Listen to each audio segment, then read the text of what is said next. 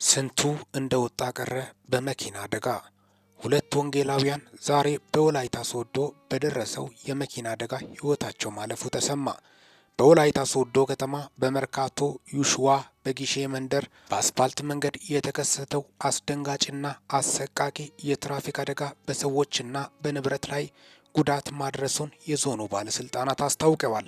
ዛሬ ከጠዋቱ 3 ሰዓት ላይ በወላይታ ሶዶ በደረሰው የተሽከርካሪ አደጋ ሕይወታቸውን ካጡት መካከል የቃለ ሕይወት ቤተ ክርስቲያን አገልጋይ የሆነችው አሳመነች አባቴና በከባድ አማኑኤል ህብረት ቤተ ክርስቲያን በካቦድ አማኑኤል ህብረት ቤተ ክርስቲያን አገልጋይ ታመነ ታደሰ እንደሚገኙበት ተገልጿል።